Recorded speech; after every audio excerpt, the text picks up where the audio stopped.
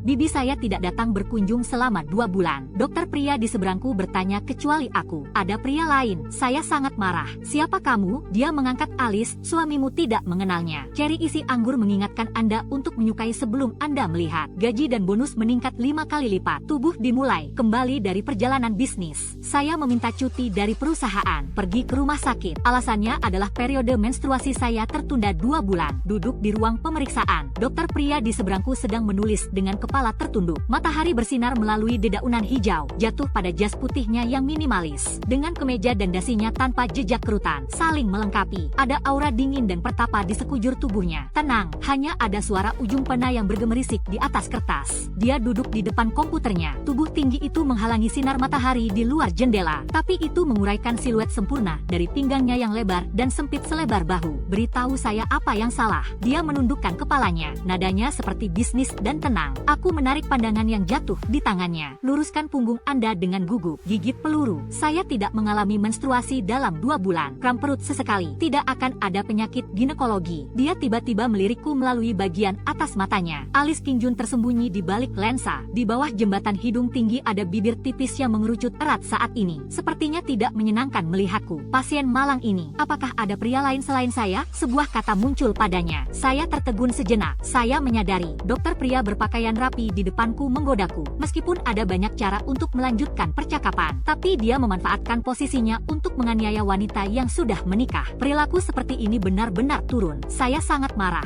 dengan semacam rasa malu. Siapa Anda? Bagaimana Anda berbicara dengan pasien? Dia memukul ujung penanya, mendorong kacamatanya ke bawah. Resmi mencari. Katakan dengan tenang bahwa suami Anda tidak mengenal satu sama lain. Saya bangun kesakitan. Ambil tas kecil. Memerah. Saya punya suami. Anda tidak main-main. Pidato itu dibuat hanya 2 bulan yang lalu. Saya baru saja mendapatkan surat nikah saya. Dia menutup-tutupnya. Tempat penampungan bersandar pada Huai. Menatapku dengan tatapan tenang. Matanya tenang. Ada sedikit kata-kata yang bagus. Saya tiba-tiba kurang percaya diri. Suara itu juga menjadi tidak menentu. Hati-hati dengan saya akan memilih Anda nanti. Kata-katanya belum selesai. Mataku tertuju padanya. Di sudut meja, versi foto pernikahan yang diperbesar ditempatkan. Tiba-tiba otakku menjadi kosong. Ini adalah foto pernikahan. Dalam foto itu, saya tersenyum cerah seperti bunga. Berdiri di sebelahnya. Ini adalah dokter pria yang tidak tersenyum. Saya benar-benar menempatkan suami saya yang menikah 2 bulan lalu. Lupakan semuanya. Saya seorang seniman manga shoujo terkenal. Ditandatangani dengan perusahaan pialang. Kumpulkan gaya di seluruh dunia untuk dibuat. Pernikahan berada di bawah belas kasihan orang tua Anda. Saya hanya ingat bahwa suami saya bekerja di rumah sakit. 4 tahun lebih tua dari saya. Kepribadian yang baik dan berorientasi pada keluarga. Ibu dan ayah selalu memiliki mata yang baik. Jadi saya memejamkan mata dan mendapatkan akta nikah dari seseorang. Pada hari kedua menerima sertifikat, saya pergi ke provinsi lain untuk mengumpulkan gaya. 2 bulan untuk kembali. Saat ini, pesta pernikahan belum diadakan. Ada keheningan yang mematikan di klinik saat ini. Di sisi lain adalah pria yang saya tinggalkan dengan kejam. Aku menggenggam tanganku, seperti siswa yang telah melakukan kesalahan. Dengan patuh berdiri di depannya. Kepercayaan diri tidak signifikan. Suami saya ternyata ginekologi. Saya tahu dia ada di rumah sakit ini. Ada baiknya menghubunginya terlebih dahulu. Sekarang buat polong ini. Memalukan, aku hanya menatapnya. Ya, dia tidak akan berpikir. Saya berjalan-jalan di jalan. Orang yang dengan santai melihat pria tampan. Tatapan Su Yichen menyiratkan penindasan. Sepertinya menunggu untuk melihat bagaimana saya menjelaskan. Pada saat ini, dia terlempar oleh satpam. Dokter Su yang ingin mengeluh. Ekspresinya sedikit halus. Menatapku setengah tersenyum. Sepertinya mengatakan bahwa Anda tidak ingin mengeluh. Pergi,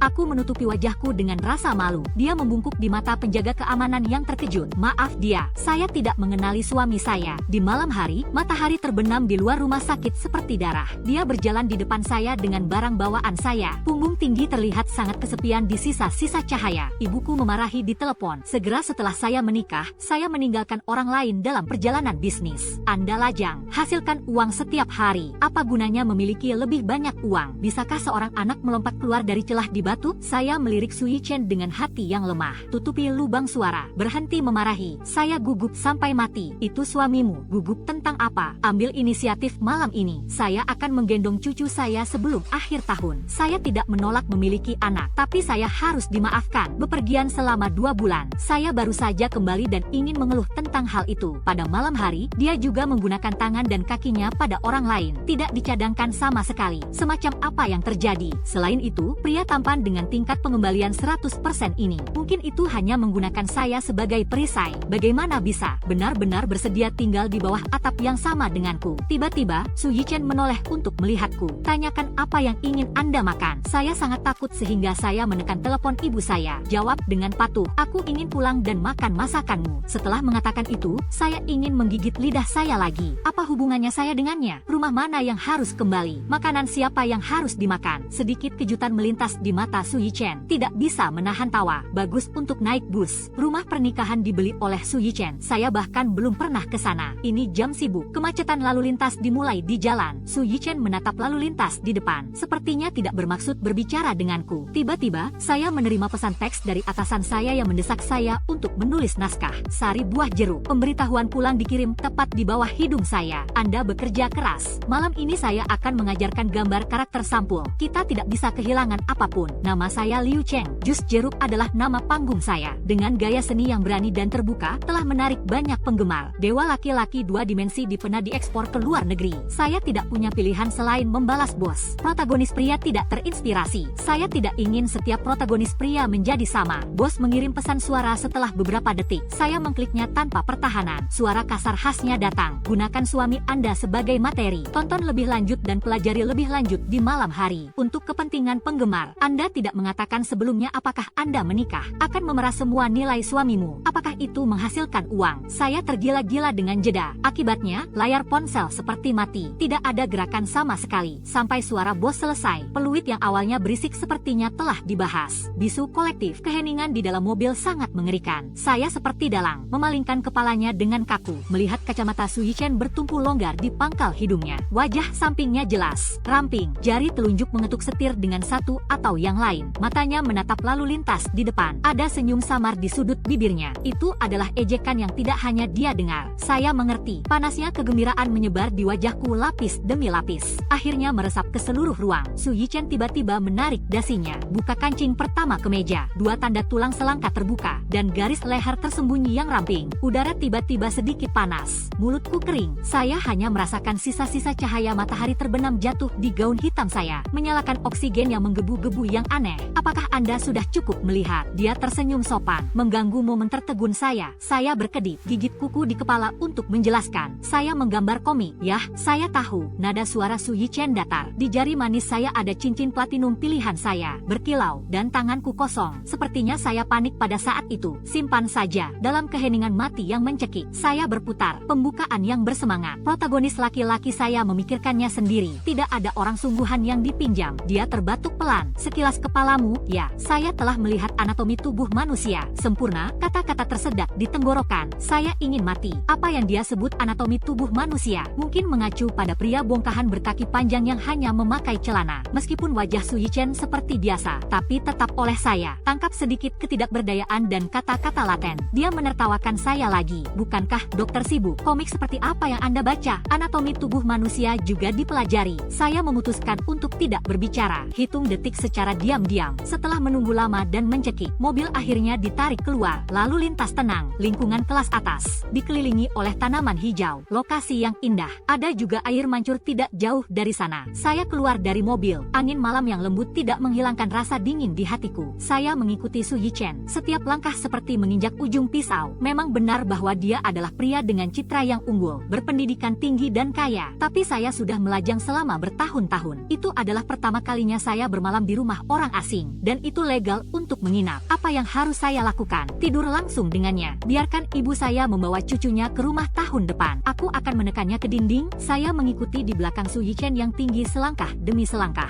Mengamati. Keluarganya tinggal di lantai 2. Begitu pintu dibuka, lampu di ruang tamu menyala secara otomatis. Su Yichen membungkuk. Keluarkan sepasang sandal wanita yang halus dari lemari sepatu. Pose kasual. Glamor untuk menekan banyak protagonis pria di buku komik. Sosoknya sangat alami. Inspirasi mengejutkan saya. Melihatku tertegun di pintu. Su Yichen membawa koper saya. Kebersihan kebersihan rumah berlebihan. Ini seperti miliknya sendiri, cerdas dan ringkas. Aku merenungkan kemungkinan untuk mengalahkannya. Perbedaan tinggi badan sangat besar, sepertinya tidak berhasil. Ada juga banyak tombol di sisi kanan. Milikmu, dia mengingatkan. Jadi saya masuk ke dalam rumah. Saya ada dalam pikiran saya ketika dia membungkuk. Sentuhan busur yang menakjubkan terungkap. Lepaskan sepatu Anda dengan raungan. Menyeret koper ke ruang kerja. Selami langsung ke dalamnya. Melalui jendela kaca ruang kerja, saya baru saja kebetulan melihat Su Yichen berdiri di dapur yang luas dan cerah. Dia memiliki bahu yang lebar. Matahari terbenam mewarnai kemeja putih itu merah. Lengan bawah yang ketat sibuk di wastafel. Apa? Kacamata yang menambah keindahan pertapa padanya. Mau tidak mau saya berpikir ke pengaturan dalam skrip. Seorang dokter pria dingin dengan setelan jas dengan bokong ke atas. Kaki panjang terlihat kurus saat berpakaian. Ada daging di stripping. Ada juga kata dari bos kepada Dali Hua. Aku bersandar lemas di kursiku. Cetak poin-poin utama. Tempelkan di layar. Untuk mengingatkan diri Anda tentang tujuan kreatif Anda. Ini untuk memenuhi selera populer. Mari kita bawa wajah ke Su Yichen. Bagaimanapun, dia benar-benar tampan. Ini juga merupakan garis dekat yang sangat saya sukai di pasar. Kakinya memang sangat panjang. Memenuhi persyaratan penggemar. Adapun perut, saya juga tidak melihatnya. Mari kita gambar berdasarkan pengalaman. Jadi saya mengandalkan imajinasi saya. Bangun tubuh yang lebih menarik untuk Su Yichen. Lingkar pinggang yang kencang dan unggul. Bokong bulat dan lurus. Celana jas dengan kaus kaki hitam terbuka. Sepatu kulit mengkilap dan mantel putih ramping. Pria dingin di draft pertama memiliki mata yang dingin. Dengan malas duduk di kursi bos dengan kaki erlang disilangkan. Saya tersenyum puas. Kirim tangkapan layar ke bos. Dan dengan intim menambahkan kata bos. Bokong perlu ditarik sedikit lebih tegak. Ini membuat lingkar pinggang lebih menarik. Saya menunggu sekitar 5 menit. Pada akhirnya, saya tidak mendapat balasan dari bos. Jadi dia membuka matanya yang lelah. Klik pada kotak dialog. Nah, bagaimana dengan gambarnya? Percakapan saya dengan bos. Masih pada saat dia mendesak saya untuk menulis. Kepalanya berdengung. Saya bergidik. Sial, kepada siapa aku mengirimkannya? Jangan menjadi orang tua saya. Saya masih ingin menjadi orang baik. Membaliknya, akhirnya, di kotak dialog antara saya dan Su Yichen, menemukan gambar yang dirancang dengan baik, dan revisi yang sungguh-sungguh itu.